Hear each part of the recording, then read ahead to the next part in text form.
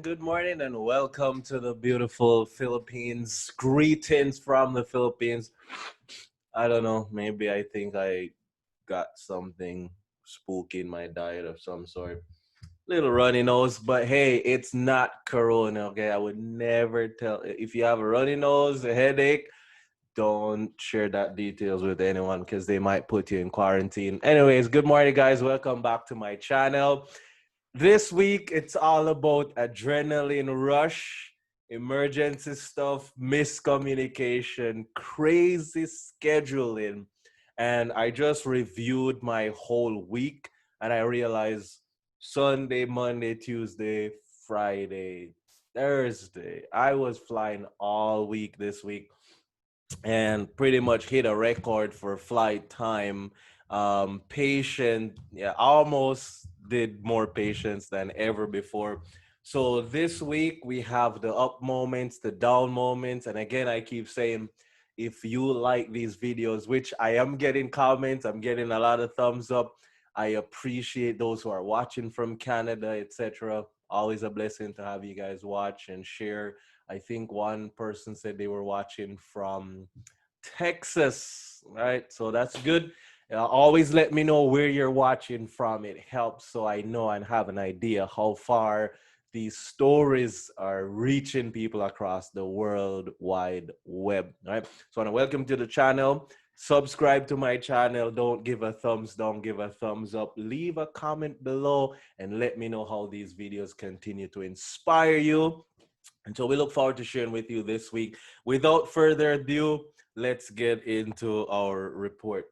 So basically, um, week started out with beautiful week. It was a beautiful, like the weather this week was just amazing, amazing weather.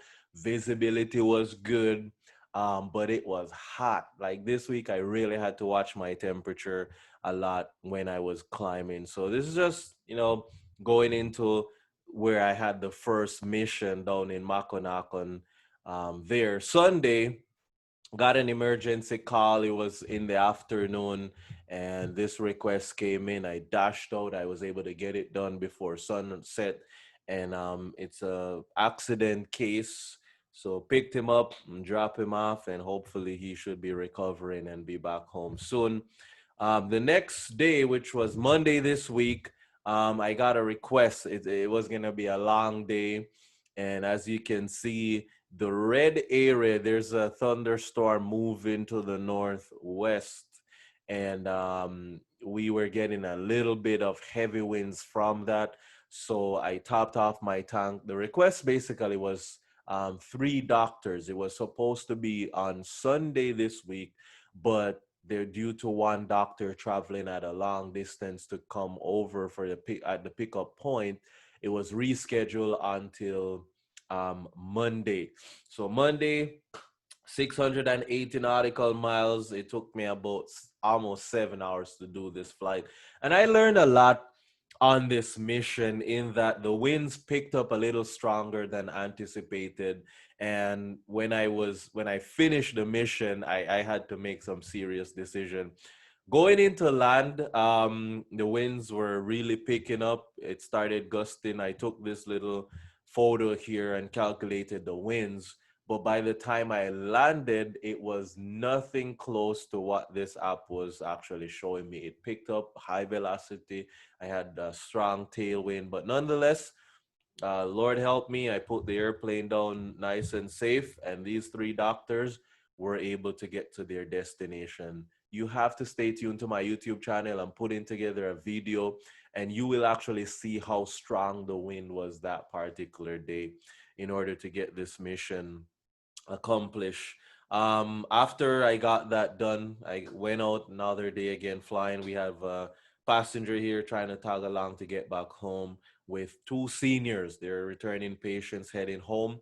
And I always like, that part of the mission where you evacuate them today when they're sick, and then tomorrow, sometimes but it's not literally the next day tomorrow, but sometime later, a week, sometimes a month, sometimes a couple of days, they call you up, and we're able to help them to return home to be with their families.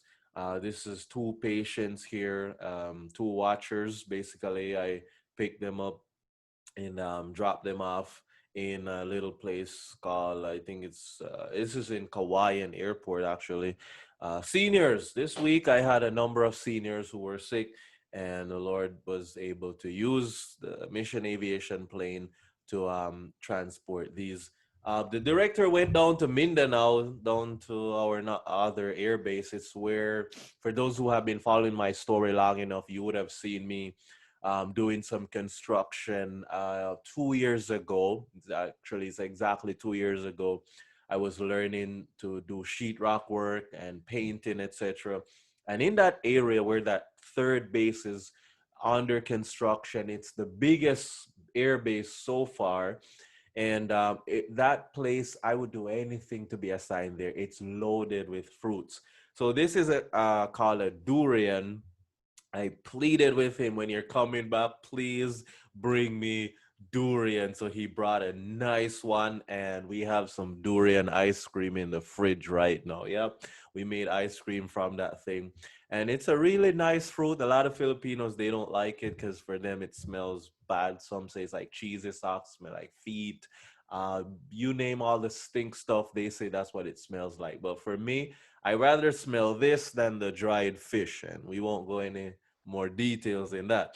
Anyway, so um, I had some returning patients. Again, these are one actor. This is actually, the patient is right here. He's the one that I took to the hospital after flying him. And I think this is his wife on his right. So basically, he had an eye injury. He got out, got his medicine, got the help he needed, and I was able to transport him home. And on the left and right extreme here, extreme side, there's two just stranded family members trying to get home, tagging along on that flight. So it's always a blessing when you can take families back home. And yeah, I think this week the theme is really returning patients. I took a number of returning patients.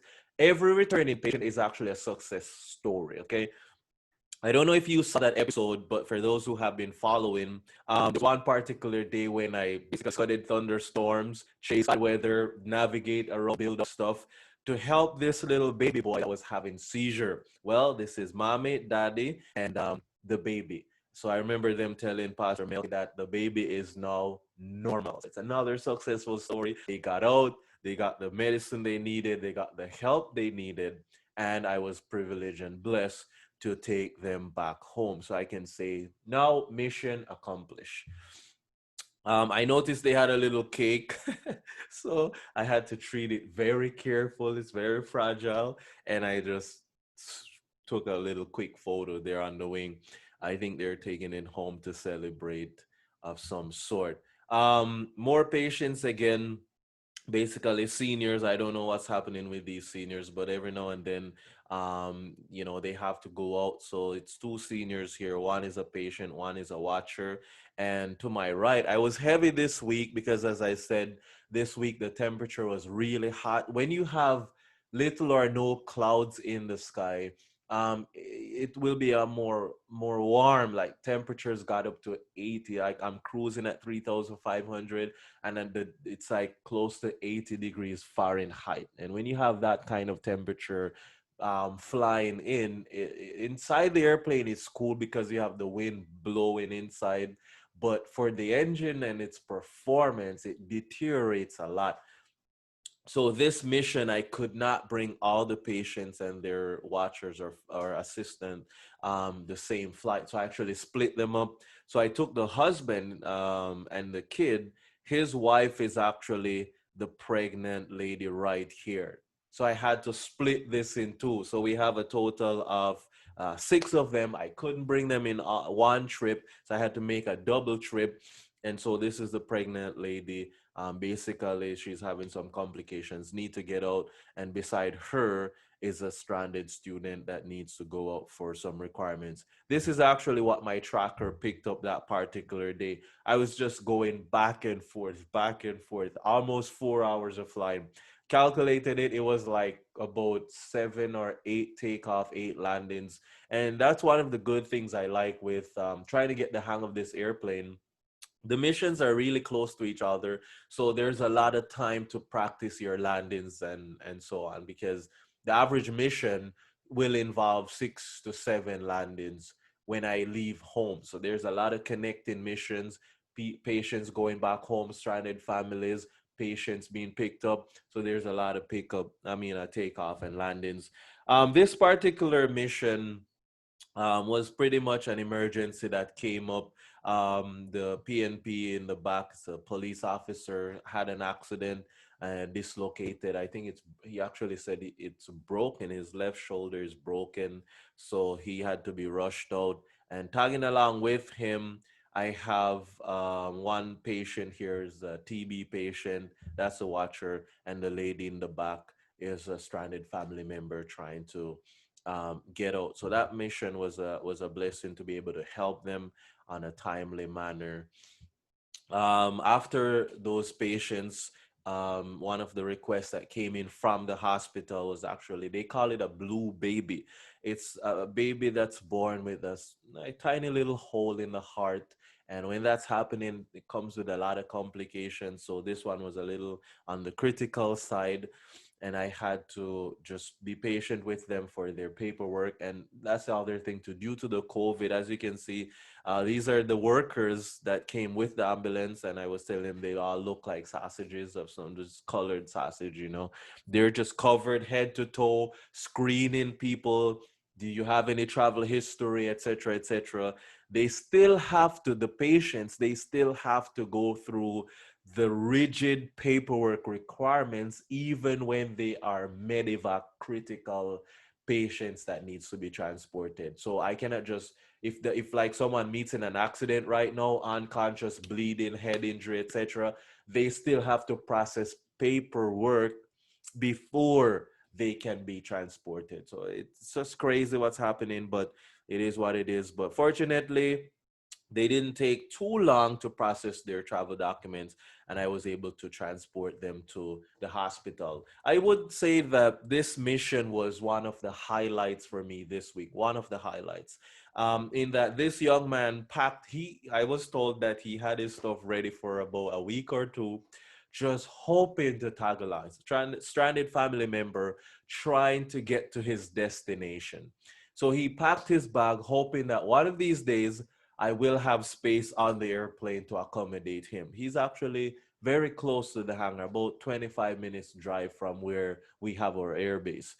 So he packed his bag, and finally I was able to bring him to the hangar. And so I flew him in, and then I said to him, usually you will have some either tricycle or private vehicle pick them up when I take them here. Oftentimes it's the ambulance that will transport them. I noticed that there was no one waiting for him after I landed. So I was asking him, who is picking you up? He said he doesn't have any service. I said, that's all right, man. It was about 12:20, 12:30. My lunchtime is 12 o'clock. So I was hungry and tired. I had done multiple flights that particular day. But I said, you know what? The mission is not yet accomplished. So I grab a big bottle of water, and I was just drinking that, hoping it will just dilute the hydrochloric acid, get my mind away from hunger. So I brought him here into this town where he's going to take one of these tricycles home. And, his experience remind me of a little experience I had a couple years ago. I shared it on my Facebook this week, and a lot of people were commenting on it and so on. But basically, this young man is a perfect example of having this faith that is just invincible. Basically, he's taking this trip one leg at a time. I'm gonna pack my bag. I'm gonna wait until there's vacancy on the airplane. So he's always on the lookout, asking Pastor Melke, is there a flight? Is there space I can tag along? So he was always ready. When the vacancy came up, he capitalized. When I brought him to the airbase, he didn't have service. And I remember at one point I said to him, did you plan to walk home? He's like, yeah, because you don't have public commute option in this area. So he was planning to walk home, hike. It was a 20-minute drive. I'm sure it's gonna take him an hour to I don't know, but it would take a longer time for him. And I did that couple times in my days growing up where, I'm poor, I don't have money. And I remember the experience I shared on Facebook was I was trying to find work. I was in a residential area. This lady adopted me, Adventist lady adopted me. I was in a residential area where people have their private vehicle, and I needed to find work, but I didn't have money. So I walked to the main road hoping I can hitch a ride with someone. But I was shy to ask the taxi drivers for a free ride because they usually kind of criticize you heavily. And especially if they have other passengers, it's not easy to ask for a free ride for those who are from Jamaica. Asking for a free ride in a taxi, one of the hardest things. So, anyways, I'm just there. I showered. I have the piece of paper where the address is, where they're hiring people in town. I don't have money for a fare, but I went down to the road, just stand there praying and hoping that I can hitch a ride with some good Samaritan. Would you believe it? A car drove up at my feet. Two ladies were inside, and they stopped and asked me, "Excuse me, young man, do you know the address for? Do you know where I can find Caledonia Road?" And I looked at the piece of paper I had. I said, "Oh, that's where I'm going." They said, "Really?" I said, "Yeah, that's exactly. I'm going to Caledonia Road." So I got a free ride. And in those days, that was kind of like the faith I had. I would take life one step at a time. I would make moves, not knowing what's going to happen after that point, but I would know this is what I can do now, do it, and then just wait and see what the outcome is going to be. So when I dropped him off, the whole time, the language barrier, I was not able to share that experience with him because of the language barrier between us. But if I was fluent in his language, I would have shared my story with him to let him know that I can perfectly relate. I got a nice treat. So after dropping him off, I saw this van with this rambutan fruit. It's like, for those who are from Jamaica, just imagine something bigger than a guinea. It's like eating guinea. I think that's the closest fruit in Jamaica that I can have you guys relate to. I realized recently, based on one of my friends' Instagram posts, that this rambutan is available in Jamaica. It's very expensive though, a little smaller, but here in the Philippines, it's really cheap. So I stock up on a couple pounds of this thing, and I say, Lord, I guess this is a little incentive for my willingness to transport this young man. And it was a huge blessing to me personally to go from flying him to driving him. He was trying to give me a little tip financially. He's giving me some money. I said, no, no, no, no, no. I don't need any money for helping you out. We have a missionary family that I worked with 2 years ago down in the Mindanao Air Base. They have been here with us now for a couple weeks. We have water problems, folks. We don't have water running from our faucet anymore. We are hauling water, and for me, you would naturally, oh man, that's so hard. But I'm from Jamaica where I grew up hauling water in a 5-gallon bucket or 20-liter pail on my head. Yep, on my head. I would go down into the valley and we would make multiple trips. On Saturdays, you have to fill that drum to capacity. Yes, on Saturdays, it was chores day. I did not grow up Adventist. So on Saturdays, you have to get your big pail, and one of your responsibilities, you better fill that drum for the weekend.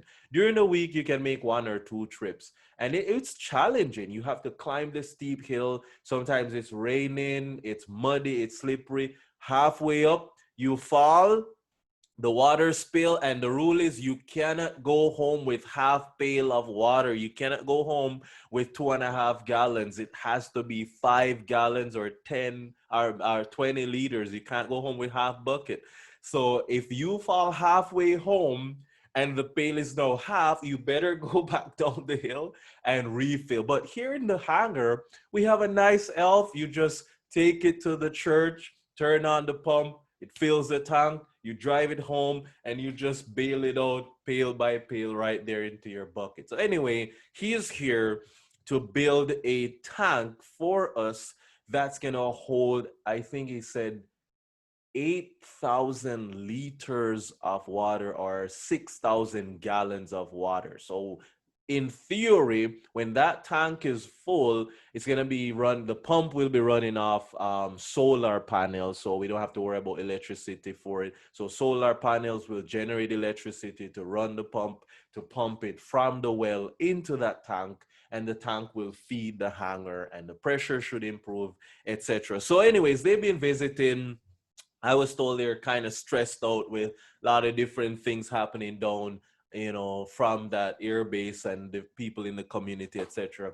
So we were thinking, we've always liked to open our doors to individuals, and we got all this little cheap. And Billy, when we invited them in, they were feel like, oh man, it's like we're in a nice fancy restaurant. But little did they know that it took very little money to put this little dinner together. It's mom, dad, and three kids, two girls, one boy.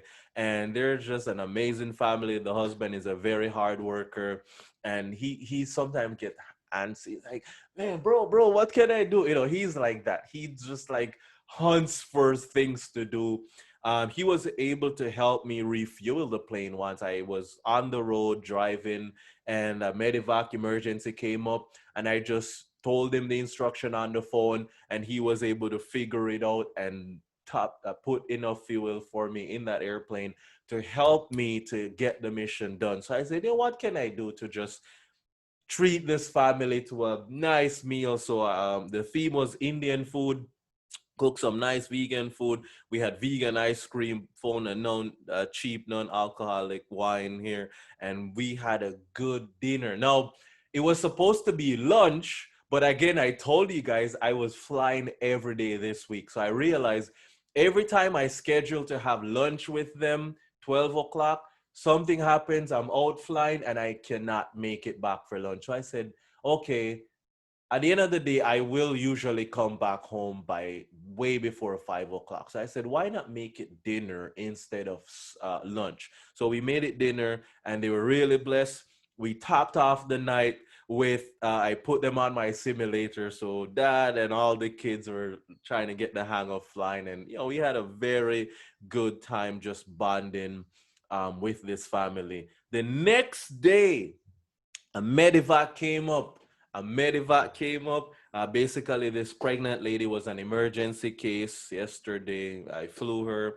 That's her watcher. I'm not gonna get into details, but yeah, it was not good. What's happening? We're praying and hoping that the baby can live through this experience. We've done our part in transporting her to the hospital that can give her the medical care that she needed. He's always wanted to tag along, so this is queer. Kuya Jerry, he always wanted to tag along. He's like, bro, if you ever have a flight, because what's happening is he's down at an air base that is under construction. The hangar just went up recently. Airplanes and helicopter is there. So he's doing construction, but he was saying to me when he just came here, he said, I'm down in that air base, I'm doing construction, etc. But I don't know what's the purpose of the airplane and the helicopter. Like, what exactly are we doing? Can't we? He was like, we can do ministry without these machines. So, it's when he came here. That's what he was telling me. It's like coming here and seeing the patients coming and going, the airplane taking off and landing. He's like, now I know why we are flying and doing what we're doing. So I was thinking when he said that, I said, I think it would be a good idea to take him on flights where I have space, bring him so he can get a first-hand view of the whole thing and exactly how it works. And then as he sees that, he will now be inspired that when I go back to the Mindanao Air Base and I'm building something, welding, etc., construction, etc., in the back of his mind, he will know exactly where the project is going. So I had him tag along with me on these missions. This was another successful story. Again, she was my patient before. To her left is a stranded family member trying to get home. But this photo is just going to blow you guys' mind. Look at this, guys. It's a boy. It's a baby boy. Another successful story. And I remember I was asking her, sometimes when these pregnant women show up on the airplane, you never know what the outcome is going to be. And as a missionary pilot, you really appreciate when you see them again and the baby is there. So you already know that it's a successful story. So I remember I dropped her home and I said, "Hey, can I take a picture of this cute little guy's photo?" And, these are the moments for me as a missionary pilot where you look back at the years of struggle. It took me 7 years to get to this point of being able to fly and help to deliver hope and save lives. And these are the moments where, in spite of the hardship that it took, in spite of the challenges that we continue to face with resources and finding parts, keeping the airplane going, fuel, insurance, etc., in spite of the challenges we go through, these are the moments that covers those challenges. When you can look at a baby, you see the mother, and the family is just in anticipation, can't wait to see the new baby. And one thing I do notice as well, a lot of these successful story that involves pregnancy, it's usually like their first baby. And it just adds to the story because it's your first baby, you're looking forward to the kid, and then there's complication, but here comes the mission airplane, they transport you out, you give birth, the airplane comes back, it takes you home, and we become a part of that story. And so this is my paycheck right here. This is the moment where, even though I'm challenged, I don't get paid, etc., these are the moments that says it's worth it. It was worth it, and it's always worth it. We had two seniors again. One is a watcher, one is a patient. One of them, the gentleman on in the white shirt, he actually was vomiting some blood, having some challenges. I rushed him out, and the other ladies, she has some wounds from, I think she's diabetic. She was not on my schedule, but I was able to fit her in and make it work. And she was really blessed to get to their destination. For those who are on Facebook, I created a page because I like to share the story when it's fresh. I know you guys get it weekly, but sometimes stuff happens. I'm busy and I find a remarkable moment.